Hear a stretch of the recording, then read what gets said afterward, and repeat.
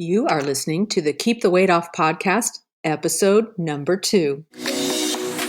Welcome to the Keep the Weight Off podcast, where we bust all the dieting myths and discover not just how to lose weight, but more importantly, how to keep it off. We go way beyond the food, and we use science and psychology to give you strategies that work. And now your host, Dr. Angela Zechmann. Hey everyone, and welcome back to the podcast. Today I want to talk about diets and dieting and how they really mess with us. They mess with our bodies and they mess with our minds. And the truth is, if you really want to lose weight and keep it off, you have got to stop dieting. So let me explain why I'm saying this and what I mean by it. Now, the first thing that I want to do is I want to define what I'm talking about when I use the word diet.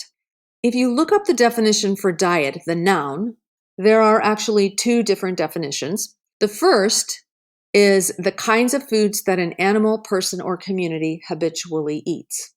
The second definition is a special course of food to which one restricts oneself, either to lose weight or for medical reasons. So I want to make clear that what I'm talking about here when I use the word diet is the second definition, a restrictive eating plan designed to cause weight loss. Oftentimes, calorie intake goes really low and exercise output goes really high in order to create a calorie deficit. And the idea is that the body is going to decide to use fat to make up the energy deficit. And that way you're going to lose fat. That's a big assumption, by the way, because the body doesn't always use fat to make up the energy deficit, okay? So here's what happens. What most people do is they go on a restrictive diet. They're willing to endure all kinds of pain, hunger pangs in the middle of the night, exhaustion. They have to focus really hard, use tons of willpower, and if they're lucky, they'll lose body fat in the process. I want to say from the beginning here, and I want to make this very, very clear. This is no way to lose fat permanently. No way. It's simply not going to work. And here's why. The first thing that happens is that we damage the body's metabolic processes.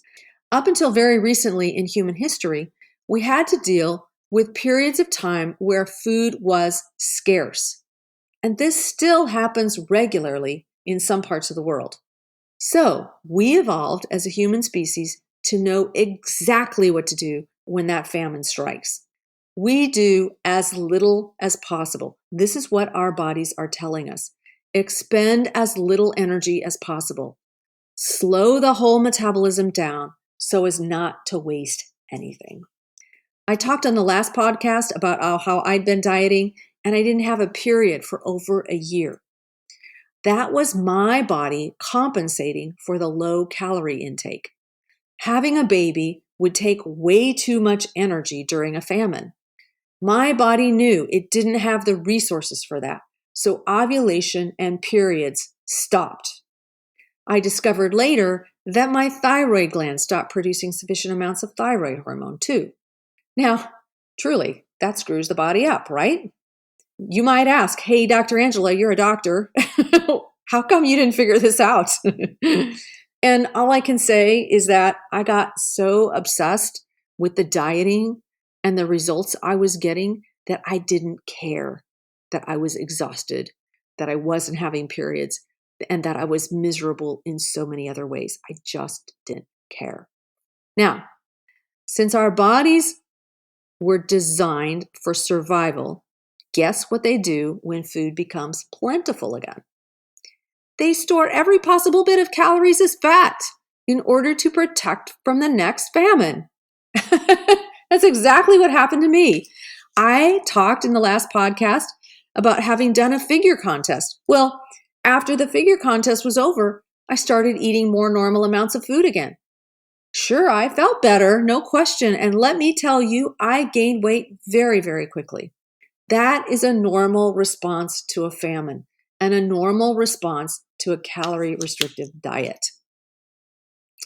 I think that programs like The Biggest Loser did a lot of damage to our collective psyche as well.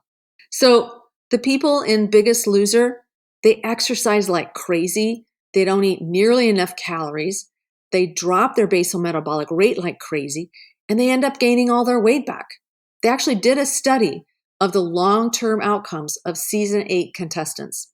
This study was published in 2016, and it was many years after season 8. And what they discovered was that the contestants' basal metabolic rate slowed significantly during weight loss. And that's to be expected.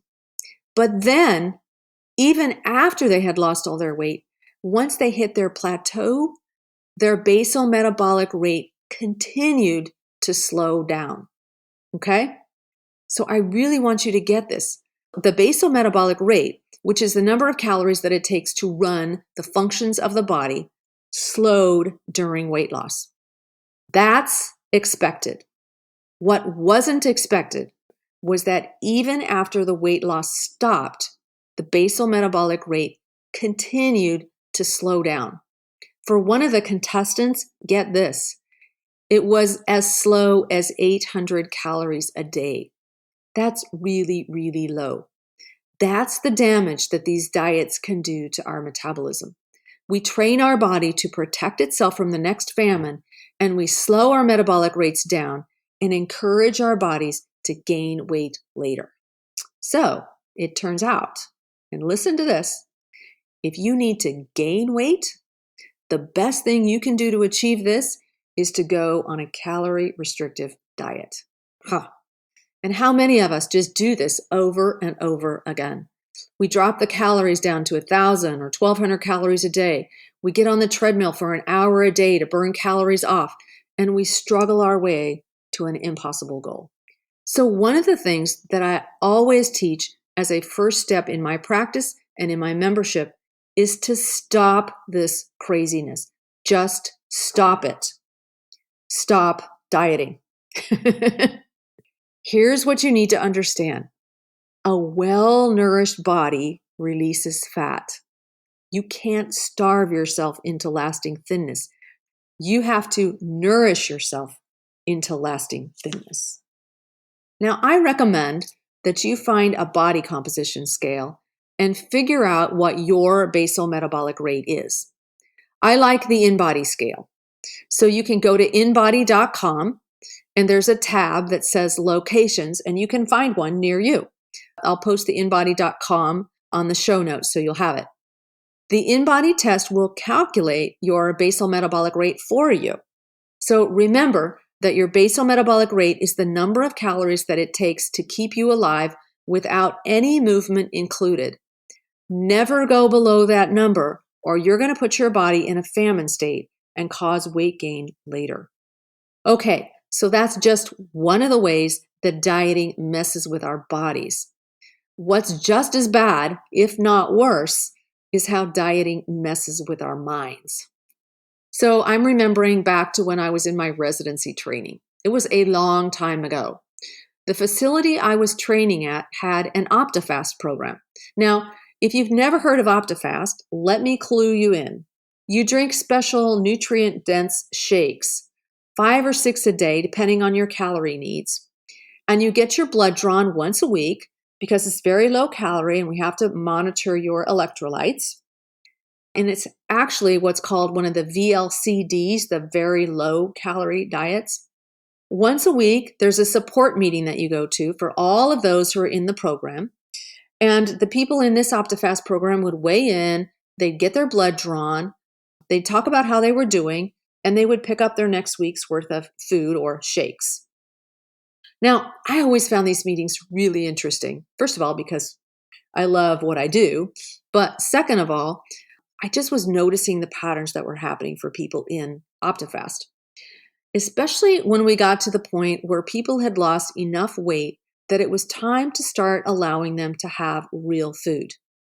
They'd still do their shakes for the morning and the lunch, but now they had to figure out how to eat real food. And they were terrified. I mean, terrified. They were scared to death that once they started eating real food, they wouldn't be able to stop and they'd gain all their weight back. Now, I want to ask you, is this any way to lose weight? I don't think so. So many people tell me about how they don't like to eat during the day. They're afraid that if they eat, they'll gain weight. That's what these crazy diets have taught them. Eating food means I'll gain weight. So they drink a sugary coffee beverage and snack on pretzels or candy all day, and then come home starving at night. And they run themselves through a drive-thru because they're too hungry to imagine cooking dinner. This is really, really common. Being afraid to eat is very common if you've grown up being brainwashed by the diet industry to think that eating is wrong. Something else happens for people who've spent years dieting, and that's they have this weird relationship with exercise. Exercise becomes a sort of torture that you have to endure so you can eat more. Many of these diet programs will allow you to eat more if you burn calories with exercise. So it becomes a trade-off. I can have a treat if I just get on the treadmill and work off those calories. This really messes with your thinking about the benefits of exercise. I mean, exercise done for the sake of exercise is amazing. Just getting out and taking a walk feels amazing. It feels powerful to lift weights or to run fast or to get on a spin bike and pedal hard. The endorphins are supreme. Exercise for the sake of exercise is so good for your mental health. But you put exercise into a diet plan and pair it with food so that you're exercising to burn calories for weight loss, you're in for a world in which your mind is totally messed up and you hate to exercise and you associate it with some sort of tortuous payment for a dietary indiscretion. Folks, this is not good. So sometimes people will come into my office complaining and they'll be saying, I'm working so hard and I'm not losing any weight. This is a sure sign that they're in that diet mentality. When I ask what they're doing, I discover that they're on their treadmill 60 to 90 minutes a day trying to burn off calories. They think that this is the way to lose weight. And I have to remind them of what I learned in a YouTube video. Weight loss happens in the kitchen. Fitness happens in the gym. So think about how you feel when you're on a diet. It's restrictive. It's painful. People have a tendency to really judge themselves harshly and critically if they slip up. So diets teach you to hate yourself. That's really damaging, guys, and not conducive to long-term success. They teach you to hate yourself. I'm going to read what one of my clients said about her weight loss journey. And this is word for word from her. She said, I'd been dieting since I was 12, never feeling good enough the way I was, and resorting to days where I just starved myself because at that age, it made sense that if you didn't eat, you didn't gain weight.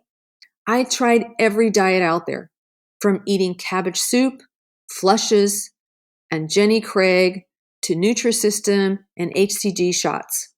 Sure, the weight came off with most of them, but I could never master keeping it off because all those approaches are what I now realize were quick fixes. After each attempt, I gained back all the lost weight plus a little more. And the worst part for me was that everyone could see that I was once again failing.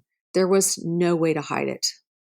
So I hope I've convinced you to never, ever diet again.